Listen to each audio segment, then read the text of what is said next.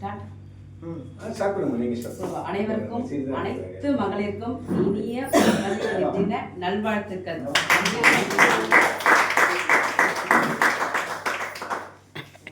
நான் ஆர்சிஎம்ல கடந்த 3 வருடங்களுக்கு மேலே பயணம் பண்ணி கொண்டிருக்கிறேன். எப்படின்னு பார்த்தீங்கன்னா ஒரு சூப்பரான ஒரு எக்ஸ்பீரியன்ஸ் தான் அது. நான் 9 to 5 ஜாப் டிப்பிக்கலாக ஒரு ஒர்க்கிங் லேடியில் 9 to 5 தான். 5 o'clock மேலே ஆச்சுன்னா நோ மோர் ஆஃபீஸ் ஒர்க். தேவைப்பட்டதுன்னா ஆஃபீஸ் ஒர்க் எக்ஸ்டெண்ட் பண்ணி போடணுமே தவிர டிப்பிக்கலாக 9 to 5. ஸோ மார்க்கெட்டிங் பண்ண மாட்டேன், சேல்ஸ் பண்ண மாட்டேன், ஹெச்ஆர் ரிலேட்டட் ஜாப் தான் பண்ணிட்டு இருந்தேன். ஆஃப்டர் மேரேஜ் பெங்களூருக்கு ஷிஃப்ட் ஆகும். ஸோ அங்கே ஜாபில் பார்த்தீங்கன்னா நான் ஹெச்ஆர் ஜாபுக்கு தான் போனேன். பட் ஆனால் மார்க்கெட்டிங் ஜாபில் விட்டுட்டாங்க. So marketing and sales. So நான் ஒரு 8 monthஸில் என்டையர் ஆல்மோஸ்ட் பெங்களூரை கவர் பண்ணிட்டேன். மார்க்கெட்டிங் அண்ட் சேல்ஸ், அதாவது வாட்டர் பியூரிஃபையர். ஸோ வீட்டுக்கு போயிட்டு ஒரு டெமோ கொடுக்குறதா இருக்கும், சரி ஹோட்டலுக்கு போயிட்டு பெரிய பெரிய ஆர்டர்ஸ் எடுக்கணும். ஸோ ஏன்னா ஹோட்டலுக்கு நிறைய லிட்டர்ஸ் ஆஃப் வாட்டர் தேவை. ஸோ அதனால் ஹோட்டலுக்குமே ஆர்டர்ஸ் எடுக்கணும், ஹோமுக்குமே எடுக்கணும். ஸோ நிறைய டெமோ போவேன், நானே போய் ஃபிக்ஸ் பண்ணிடுவேன். ஸோ அந்தளவுக்கு ஒரு மார்க்கெட்டிங்கில் ஒரு சேல்ஸ் ஒரு ஹெச்ஆர் டிப்பிக்கல் ஹெச்ஆர் என்டையராக மாற்றினது என்னுடைய ஆஃப்டர் மேரேஜ். தட் இஸ் கெரியரில் ஸ்டார்ட் பண்ணும்போது நான் ரோட்லலாம் நின்று கூட சாப்பிட்டுருக்கேன். அந்தளவுக்கு டைமே இருக்காது. ஸோ அப்போ என்ன ஆகும், லஞ்ச் ரெடி பண்ணி எடுத்துகிட்டு போயிடுவேன் நான். அவரும் அவருக்கு என்னென்னா ஆஃபீஸ் ஜாப் ஏர்டெல், எனக்கு மார்க்கெட்டிங் அண்ட் சேல்ஸ். நான் ஹெச்ஆர் ஜாப் தான் போகணுன்னு நினச்சது. பட் ஆனால் சேல்ஸ் இதனால அப்படி ஷிஃப்ட் ஆயாச்சு. அதனால எனக்கு நிறைய கனெக்ஷன், நிறைய எக்ஸ்பீரியன்ஸ், நிறைய எக்ஸ்போஷர். ஸோ வெளியில் பேசுகிறதுக்கான நிறைய எக்ஸ்போஷர் கிடச்சிது. ஸோ அதுக்கப்புறம் லைக் ஆஃப்டர் மேரேஜ் ஒர்க்கு, அதுக்கப்புறம் ஃபேமிலி கமிட்மெண்ட், 2 பசங்க ஆயாச்சு. ஸோ அப்போ என்ன ஆச்சுன்னா எங்கள் அப்பா சரி ஜாபுக்கு போயிட்டே இருந்தே நான் ஜாபில் இல்லைன்னா எங்கள் அப்பாவுக்கு பிடிக்காது.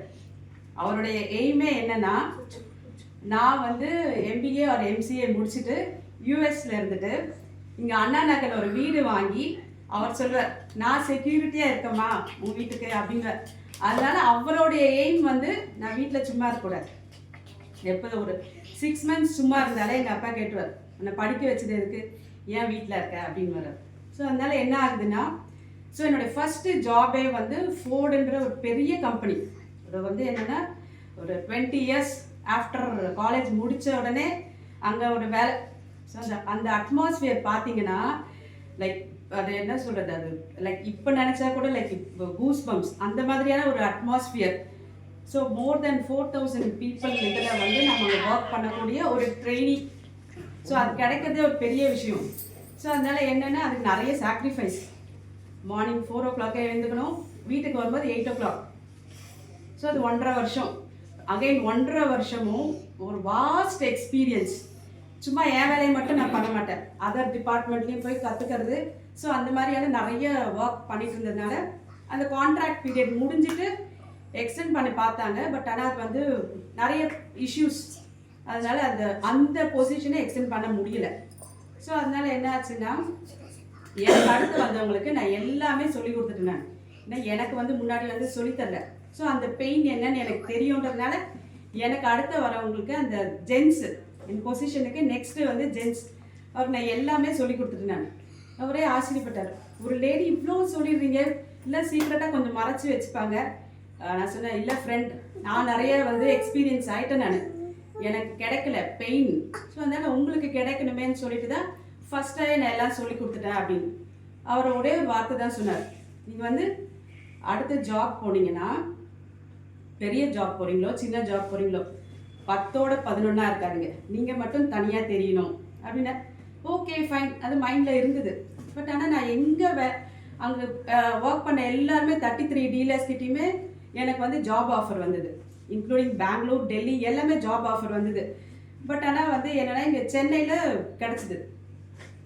அதுக்கு முன்னாடி நிறைய ஒர்க் எக்ஸ்பீரியன்ஸ் போயிட்டே இருந்தேன். பட் ஆனால் இந்த படத்தில் சொல்கிற மாதிரி இந்த ஆஃபீஸில் இது சரியில்லை, இந்த லைட்டிங் இல்லை, இந்த ஏசி இல்லை, எனக்கு அந்த ஃபோர்ட் அட்மாஸ்ஃபியர் சுத்தமாக இல்லை, நான் ஒர்க் பண்ண மாட்டேன் நான் அப்படின்ட்டு நான் எங்கள் அக்கா ஹஸ்பண்ட் அவரும் மார்க்கெட்டிங் எல்லாமே அனுப்பினார். அவர் நான் போக மாட்டேன்ட்டு நான் அவர் கம்ப்ளைண்ட் பண்ணார், இப்போ எந்த ஜாப் கொடுத்தாலும் போக மாட்டேங்கிறா அப்படின்ட்டுன்னு.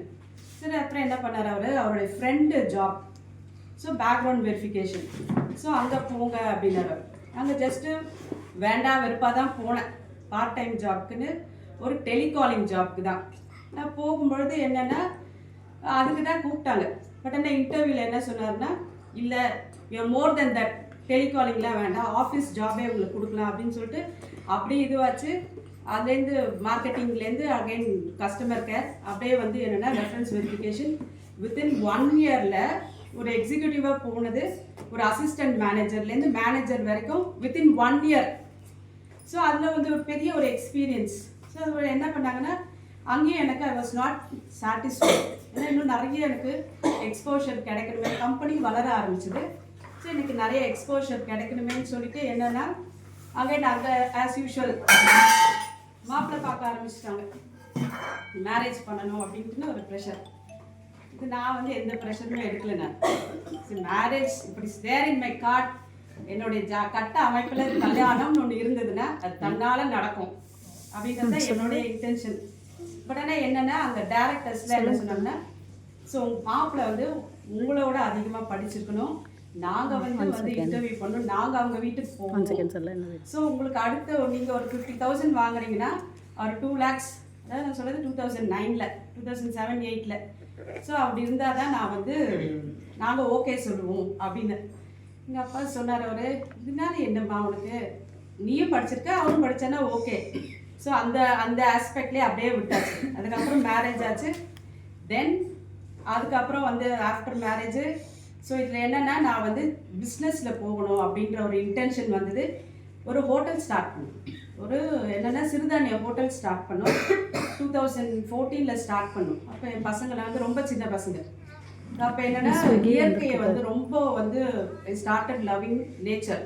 அதனால எல்லாமே என்னென்னா ஹோட்டலில் மார்னிங் பிரேக்ஃபாஸ்ட், லன்ச், டின்னர் எல்லாமே நேச்சுரலாக இயற்கையான ஒரு விஷயத்த கொடுக்க ஆரம்பித்தோம். பட் என்னன்னா அது கன்சிஸ்டண்ட்டாக அது கொண்டு போக முடியல. பிகாஸ் ஆஃப் அது ஒரு ஷெஃப் கிடைக்கல எங்களுக்கு. நான் சொல்லக்கூடிய அந்த சிறுதானியம் பண்ணக்கூடிய அளவுக்கு அப்போ கெப்பாசிட்டி இல்லை, எனக்கு கிடைக்கல. ஸோ அதுலேருந்து என்ன ஆச்சுன்னா அப்படியே வந்து நாப்கின் பிஸ்னஸ்க்கு ஷிஃப்ட் ஆனேன். எனக்கு அதுவுமே ஒரு பெரிய ஒரு மிராக்கிள்.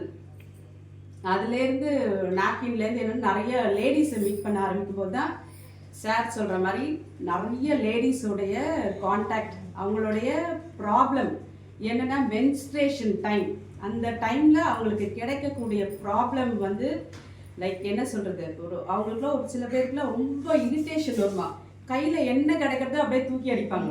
அந்தளவுக்கு லைக் அவங்க சொல்லுவாங்க 28 days வந்து ஃபஸ்ட்டு 7 days தான் வந்து அவங்க normal mood, 7 to 14 days okay சூப்பராக இருப்பாங்க. அகைன் அந்த 14 to 28 daysக்குள்ளே வரும்போது மென்ஸ்ட்ரேஷன் வர டைமில் அகைன் வந்து மூட் ஸ்விங் எல்லாமே வர ஆரம்பிச்சிடும். ஸோ அந்த டைமில் என்ன ஆகுதுன்னா ஹார்மோனல் ஜாஸ்தியாக சுரக்க ஆரம்பிச்சு என்னென்னா யூட்ரஸ் அதிகமாக பாதிக்க அடைஞ்சு அண்ட் யூட்ரஸை ரிமூவ் பண்ணக்கூடிய சிச்சுவேஷன் ஒன்லி பிகாஸ் ஆஃப் அந்த மென்ஸ்ட்ரல் ப்ரெஷர். அந்த டைமில் ஜென்ட்ஸ் யாராக இருந்தாலும் மேரேஜ் ஆகலைன்னா அவங்களுடைய பிரதராக இருக்கட்டும், ஃபாதராக இருக்கட்டும், ஆஃப்டர் மேரேஜ்னா ஹஸ்பண்டோடைய ரோல் ரொம்ப அதிகம்.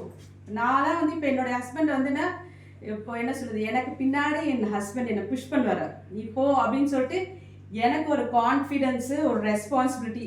இந்த டைமில் I want to thank my husband mister Bharadwajan.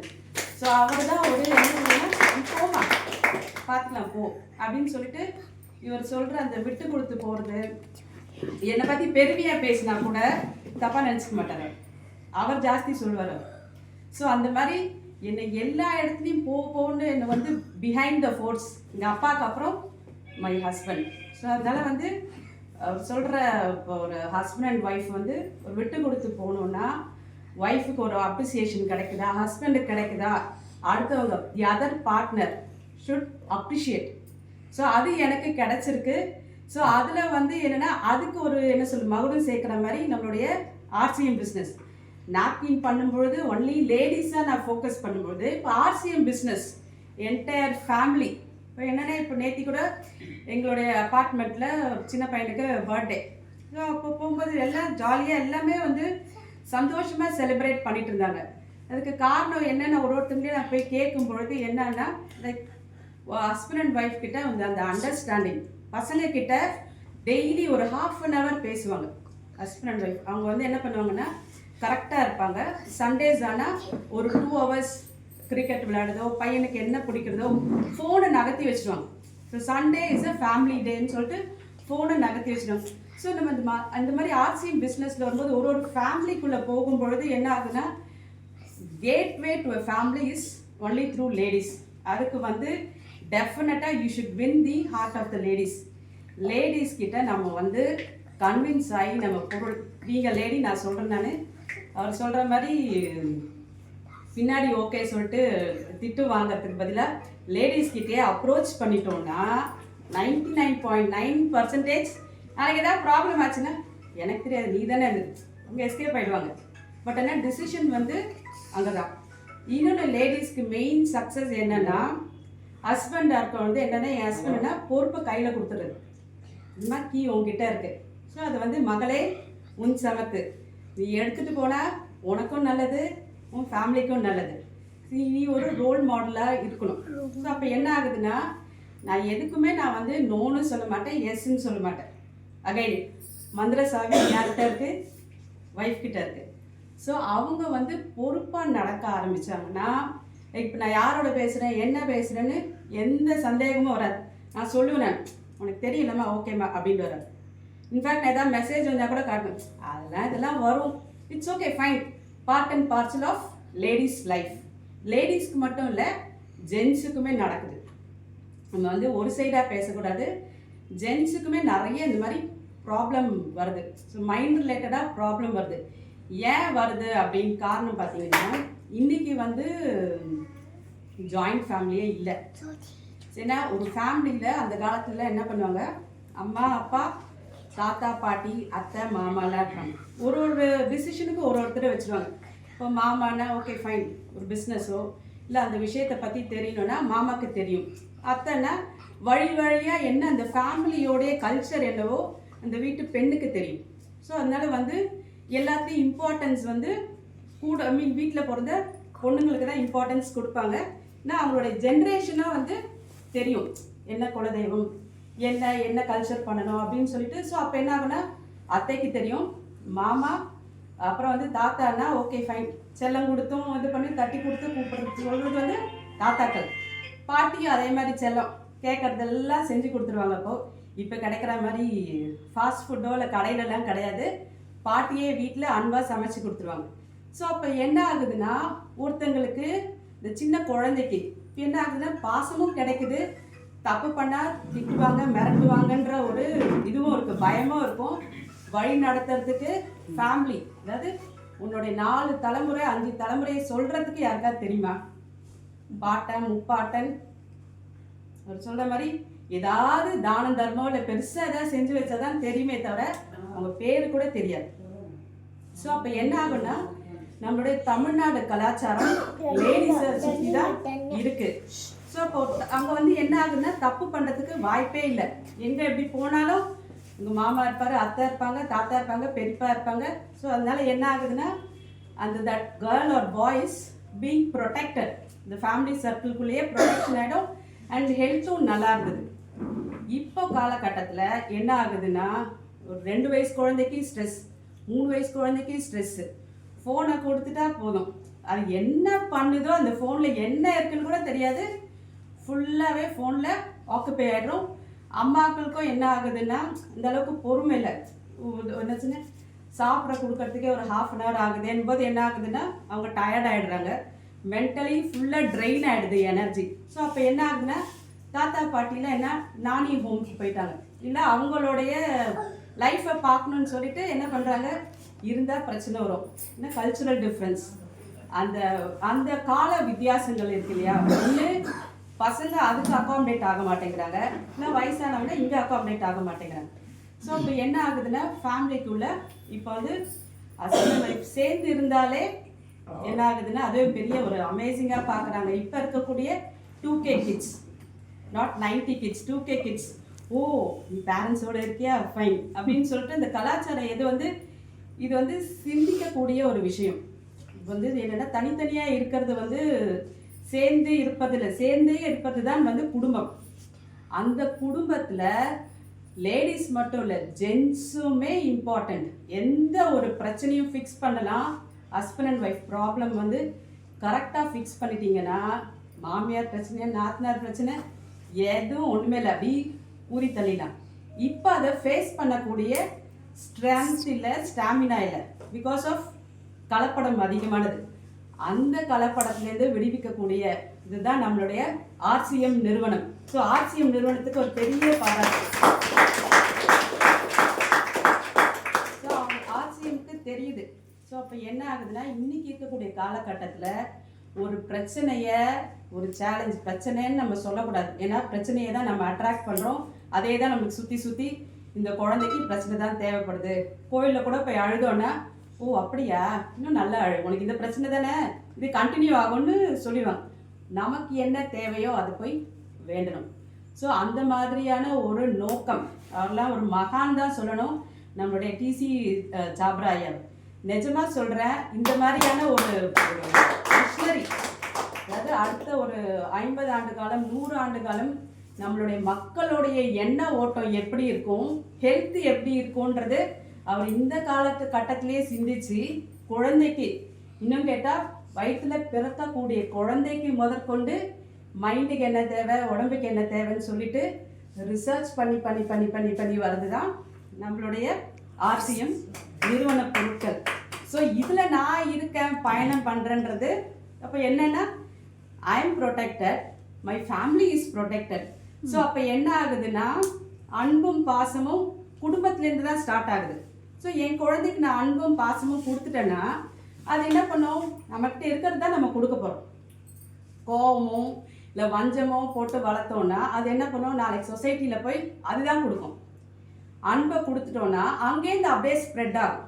So தனிப்பட்ட ஒழுக்கமும் அதுதான் வந்து குடும்பத்தோடைய வளர்ச்சி, நாட்டோடைய வளர்ச்சி, பிரபஞ்சத்தோடைய வளர்ச்சி. ஸோ நம்மளுடைய RCM தயாரிப்பு நிறுவனம் தலை முதல் பாதம் வரை இருக்கக்கூடிய அனைத்து பொருட்களும் ஒருத்தரும் கிட்ஸுக்கு என்ன தேவை, அவங்களுக்கு மூளையோடைய வளர்ச்சிக்கு என்ன தேவை, அவங்களுடைய எண்ண ஓட்டம், இன்னைக்கு இருக்கக்கூடிய காலகட்டத்தில் ஸ்ட்ரெஸ். ஏன்னா ஒரு LKG படிக்கிற குழந்தை டான்ஸ் ஆடலன்னு பக்கத்தில் இருக்க குழந்தைக்கு பேரண்ட்ஸ்க்கு ஒரு டென்ஷன், ஐயோ அந்த குழந்தை டான்ஸ் ஆடுது, உன் குழந்தைக்கு வேறு திறமை இருக்கும், அதை ஏன் கொண்டு வர மாட்டேங்கன்னா கிடையாது. அதே மாதிரி என்னென்னா கெஸ்ட்டோ ரிலேட்டிவோ வரும்போது குழந்தைங்கள விட்டு அவங்களுடைய பிடிக்காததை கூட பண்ண சொல்லுவாங்க. ஸோ அப்போ என்னென்னா மற்றவங்களுக்காக வாழக்கூடாது, குழந்தைகளாகட்டும் அவங்களுக்கான ஒரு வாழ்க்கை இருக்குது. அதுதான் வந்து பேரண்ட்ஸ் ஆகிய நம்மளுடைய கடமை, அவங்களுடைய வாழ்க்கையை வாழ வைக்கணும். ஸோ இந்த மாதிரி உயர்ந்த எண்ணம்லாம் எப்போ வரும், கலப்படம் இல்லாத பொருட்கள். நம்மலாம் வந்து என்னென்னா இயற்கைக்கு அகைன்ஸ்டாக இருக்கும். இந்த மற்ற உயிரினங்கள் எல்லாம் இயற்கையோட ஒன்றி இருக்குது. இயற்கைக்கு ஏதாவது ஒன்றுனா அவங்களுக்கு இப்போ அந்த விலங்குகளுக்கு வந்து என்னென்னா சிக்னல் கிடச்சிது, ஏதோ தப்பாக நடக்க போகுது, ஸோ நம்ம வந்து அலர்ட் ஆகணும்னு. நம்ம வந்து என்ன பண்ணுறோன்னா இயற்கைக்கு பின்னோக்கியே போகிறதுனால இயற்கை கொடுக்கக்கூடிய சிக்னலாக இருக்கட்டும், மெசேஜாக இருக்கட்டும் நம்ம எடுத்துக்க முடியறதில்ல.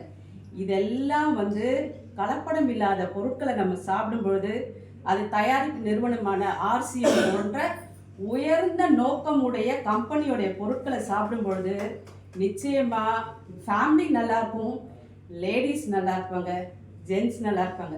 2 பேரும் சேர்ந்தது தான் வாழ்க்கை, 2 பேரும் சேர்ந்தது தான் குடும்பம். ஒருத்தரை மட்டுமே சார்ந்ததில்லை.